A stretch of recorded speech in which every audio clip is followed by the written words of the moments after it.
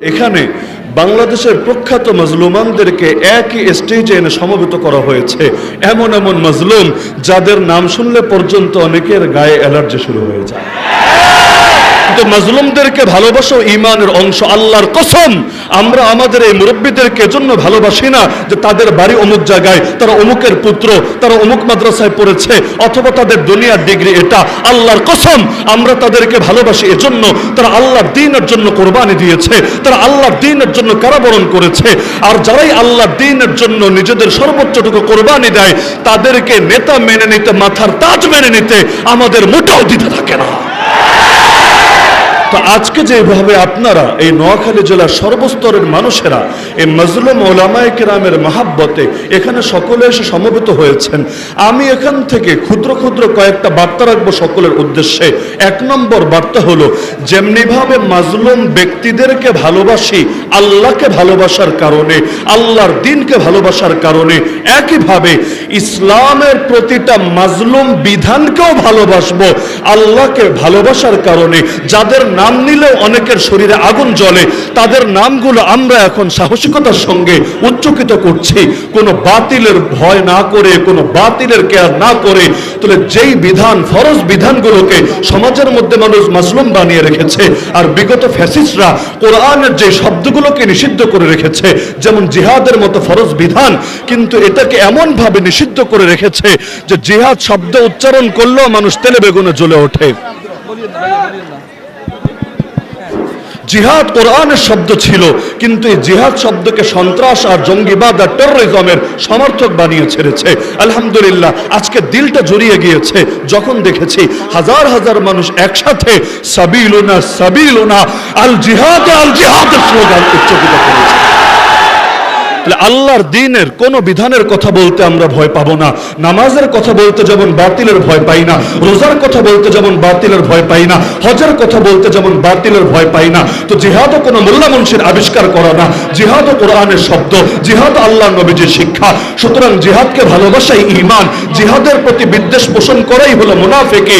সুতরাং যেমনি ভাবে মাজলুম আলেমদেরকে ভালোবাসি, ইসলামের মাজলুম এই ফরজ বিধানকেও দিল দিয়ে, মন দিয়ে, প্রাণ দিয়ে ভালোবাসি। শুধু তাই না, আজকের এই মাহফিলের মধ্যে কালেমার পতাকা দেখা যাচ্ছে ব্যাপকভাবে। আলহামদুলিল্লাহ, যেই কালেমার পতাকাকেও এক শ্রেণী উদ্দেশ্য প্রণোদিত ভাবে দূরভিসন্ধি করে জঙ্গিবাদের পতাকা বলে ট্যাগ লাগিয়ে দিয়েছে।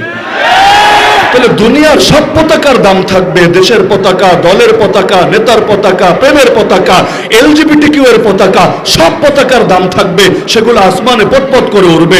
মুসলমানের বাসের ছাদে পর্যন্ত দেখা যাবে ব্রাজিলের পতাকা, আর্জেন্টিনার পতাকা, কাফের মুশরিক দেশের পতাকা শোভা পাবে।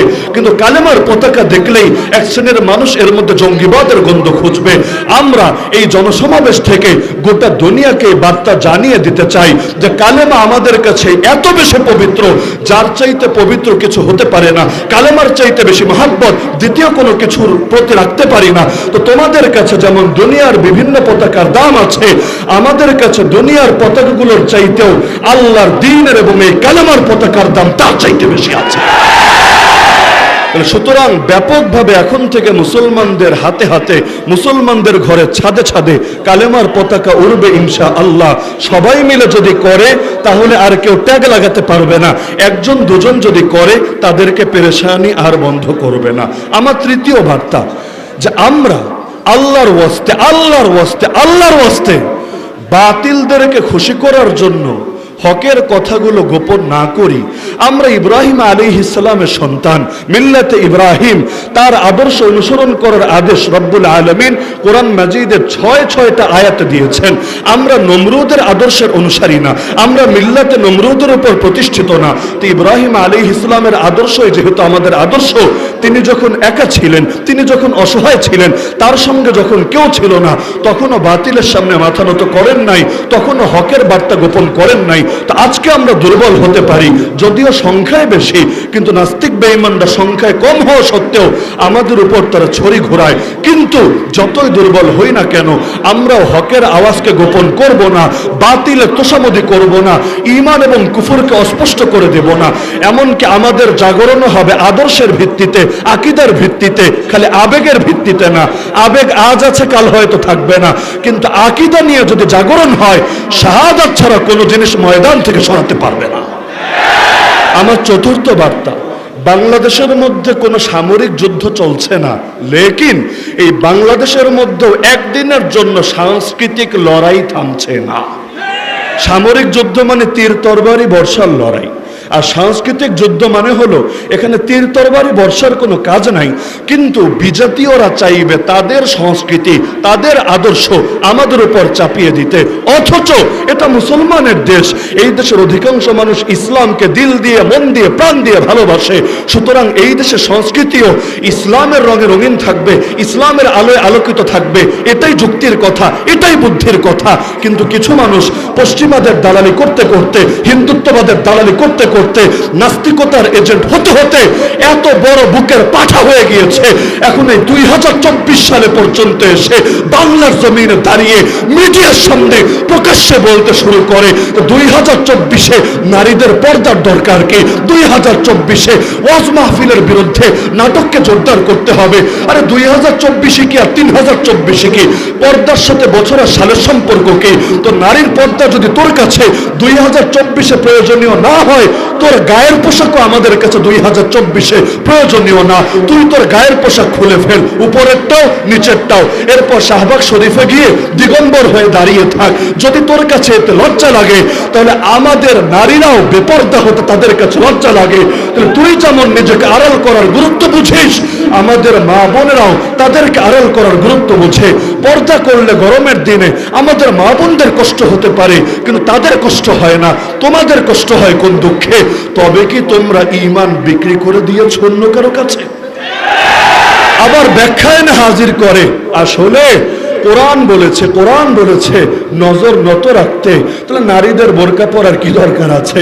ঠিক আছে, কোরআন বলেছে নজর নত রাখতে, আমরাও নজর নত রাখবো। তুই ল্যাংটা হয়ে ঘোর রাস্তায় রাস্তায় পাগলের মতো করে, নজর দেব না। তুই ল্যাংটা হয়ে থাক, তো নিজের বেলায় যদি মানিস না, আমার মা বোনদের বেলায় মানাতে আসিস না। এটা তো একটা উদাহরণ। এখনো পর্যন্ত সাংস্কৃতিক লড়াই এমন ভাবে চলছে, যে কোনো আলেমের কাছে যান, এই মাজলুমদের কাছে গিয়ে জিজ্ঞাসা করে দেখেন যে প্রতিদিন কিভাবে তাদের পথে কাঁটা বিছানো হচ্ছে। কারা বিছাচ্ছে? আল্লাহর কসম, একথা আগে বহুতবার বলেছি, যদি কোনো কাফের এসে আমাকে মারে, যদি কোনো নাস্তিক আমাকে টুকরা টুকরা করে, মনের মধ্যে আলাদা সান্ত্বনা থাকে, যারা আল্লাহকেই দেখতে পারে না আমাকে কেন দেখতে পারবে, যারা নবীকেই ভালোবাসে না আমাকে কেন ভালোবাসবে। কিন্তু নামধারী মুসলমানরাই যখন হকের বিরুদ্ধে অবস্থান নেয়, হকপন্থী আলেম ওলামার হাতে হাত করা পড়ায়, তাদেরকে জেলের ভেতর পুরে রাখে, তাদেরকে রিমান্ডে নিয়ে মেরে মেরে উল্লাস করে। আরে শেখ জসিমউদ্দিন রহমানের মতো রত্ন, যেগুলো যুগে যুগে খুব কমই জন্মায় দুনিয়ার বুকে, এই মানুষগুলোকে পর্যন্ত টর্চার করে করে আস্ত কঙ্কালে পরিণত করে ছাড়ে। তো নামে তো মুসলমানই থাকে, কিন্তু এই মুসলমান নামধারী মানুষগুলো যখন এভাবে তেরে আসে, আল্লাহর কসম অন্তরে এত রক্তক্ষরণ হয়, এত কষ্ট লাগে, কাফের মুশরিক মারলেও যত কষ্ট লাগতো না। তাহলে আজকের এই হেফাজতে ইসলামের নোয়াখালী জেলার পক্ষ থেকে আয়োজিত বন্যার্তদের পুনর্বাসন উপলক্ষে যে আলোচনা সভা, এখান থেকে আমি শেষ করছি ছোট ছোট কয়েকটা বার্তা দিয়ে। 1 নম্বর কাজ হলো, আসেন না এই দেশে সাংস্কৃতিকভাবে ইসলামকে বিজয়ী করার জন্য সকলে ঐক্যবদ্ধ হয়ে যায়, দল দলের জায়গায়, মত মতের জায়গায়, কিন্তু সাংস্কৃতিকভাবে নাস্তিক বেঈমানদেরকে অগ্রসর হতে দেওয়া যাবে না। ওরা কয়েক হাজার, কয়েক লাখ মিলে গোটা দেশে নিজেদের সংস্কৃতি চালাবে, আর আমরা কোটি কোটি কোটি কোটি মিলে আমাদের সংস্কৃতি তুলে ধরতে পারবো না। এটা কিছুতেই মেনে নেওয়া হবে না। কোরআন এবং সুন্নাহ পড়ে আল্লাহ নবী এবং তার সাহাবীদেরকে দেখে দেখে আমরা আমাদের সংস্কৃতি আরো বেশি করে তুলে ধরবো। ওরা কয় জায়গায় সমকামিতার পতাকা উড়াবে, ওরা কয় জায়গায় রংধনুর পতাকা উড়াবে। আরে তোরা যদি 10 জায়গায় রংধনুর পতাকা উড়াস, আমরা লক্ষ কোটি জায়গায় কালেমার পতাকা উড়িয়ে তার জবাব দেব।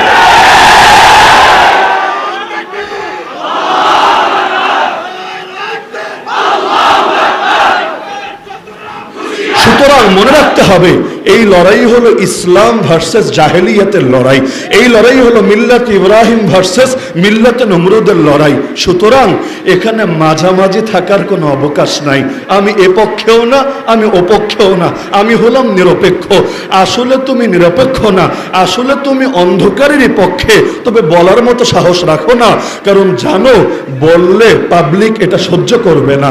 এজন্য যারা সারা জীবন কোরআনের বিরুদ্ধে আইন করে, কোরআন ওয়ালাদেরকে জেলে ভরে রাখে, তারাও ব্যবসা করার জন্য কোরআনের আয়াত দিয়ে দলিল দেওয়া লাগে, লাকুম দীনুকুম ওয়ালিয়া দীন। অথবা শিয়াশিত্তা পড়েছি, কোন শিয়াশিত্তা? বুখারী মুসলিম বলতে বলতে মিশকাত, মিশকাত আবার শিয়াশিত্তা কবে হলো? তো এগুলোর নামে ধর্ম ব্যবসা। নির্বাচন আসলে নতুন করে যারা ধার্মিক সাজে, কথা কথায় যারা ইসলামের প্রসঙ্গ টানে, মদিনা সনদ দিয়ে দেশ চালাবো, মক্কা সনদ দিয়ে সব উল্টে ফেলবো, এরাই হলো ধর্ম ব্যবসায়ী। ধর্ম ব্যবসায়ী বলে আলেমদেরকে যারা গালি দেয়, ওরা হলো একে তো ধর্ম ব্যবসায়ী, দ্বিতীয়ত ফ্রড এবং প্রতারক। আসলে ধর্ম ব্যবসায়ী তারা যারা ধর্মকে ফলো করে না, ধর্মকে অনুসরণ করে না, তবে ধান্দাবাজির সময় ধর্মকে সাইনবোর্ড বানায়। যখন বলবে মাদকের বিরুদ্ধে ধর্মকে টানবে, কিন্তু যখন পতিতালয়ের লাইসেন্স দেবে, গানের আয়োজন করবে, তখন আর ধর্ম ওদের লাগবে না। তার মানে ধর্মকে ওরা মানে না, ধর্মকে ব্যবহার করতে চায়। তাহলে সাংস্কৃতিক লড়াই আমরা সকলে ঐক্যবদ্ধ হয়ে যাই, প্রত্যেকে নিজের জায়গা থেকে প্রতিটা বাতিলের বিরুদ্ধে আমরা জেগে উঠি। ছোট সাপের কামড়েও মরে, বড় সাপের কামড়েও মরে। কোনো বাতিলকে ছোট ভাবার সুযোগ নাই, কারণ ঘরে আগুন জ্বললে অল্প করেও যদি জ্বলে, এক সময় পুরো ঘরই হয়তো পুরো ছাই হবে। সুতরাং একটা ফিতনাকেও ছাড় দিবেন না। শুধু চিন্তা করবেন এভাবে, আল্লাহর নবীর একজন মাত্র সাহাবী আজ 2024 জীবিত থাকলে কি করত? আল্লাহ নবীর একজন সাহাবী জিন্দা থাকলে যা করত, আমরা নবীর ওয়ারিসরা তাই করবো ইনশাআল্লাহ। এতে কারো ভালো লাগলেও করব, কারো মন্দ লাগলেও করব, কারণ আল্লাহ খুশি না বেজার এটা দেখতে আমরা আদিষ্ট। তুই খুশি না বেজার এটা দেখতে আমরা আদিষ্ট না। নবী তয়েফে মাইর খেয়েও আল্লাহকে বলেছিলেন, আল্লাহুম্মা ইন লাম ইয়াকুন বিকা গাদাবুন আলাইয়া ফালা উবালি। হে আল্লাহ, আমার উপর যদি আপনার রাগ না থাকে, আমার কোনো কিছুতে কোনো পরোয়া নাই। তো হযরত উলামায়ে কেরাম আছেন, ধাপে ধাপে আলোচনা করবেন। আমি অতি মূল্যবান সময় আপনাদের নষ্ট করতে চাচ্ছি না। নাসরুম মিনাল্লাহি ওয়া ফাতহুন করিব ওয়া বাশশিরিল মুমিনিন। এবং দোয়া চাচ্ছে সকলের কাছে, বিশেষভাবে বন্যার্তদের জন্য আর একজন আল্লাহর বান্দার জন্য, মাওলানা এনামুল হাসান ফারুকী, বাবুনগরী হজরতের খাদেম। এবং আজকে সুস্থ থাকলে এখানেই থাকার কথা ছিল, কিন্তু আল্লাহর বান্দা ক্যান্সারে আক্রান্ত হয়ে আছে, বড় কষ্ট করছে। তা আমি শুধু দোয়া করতে বলবো না, দোয়া তো করবেনই, পাশাপাশি সর্বোচ্চ নুসরতটা করবেন। আর নিজের জন্য দোয়া চাই, আল্লাহ যাতে শাহাদাত নসিব করেন। গত ঈদের পর থেকে এই মৌসুমে আপনাদের সাথে দেখা হয় নাই, আগামী রমজান পর্যন্ত দেখা হবে এমন সম্ভাবনাও নাই, কারণ প্রতিটা দিনই প্রোগ্রাম নেওয়া আর একটাও নোয়াখালীর মধ্যে নেওয়ার সুযোগ হয় নাই, আগেই অন্যান্য জায়গায় দেওয়া হয়ে গিয়েছে। এজন্য এবছর যদি দেখা নাও হয়, ইনশাআল্লাহ একদিন না একদিন হবে, বিজয়ের মিছিলে না হলেও জান্নাতুল ফেরদাউসে হবে। আল্লাহ তৌফিক দান করুন। আসসালামু আলাইকুম ওয়া রাহমাতুল্লাহি ওয়া বারাকাতুহু।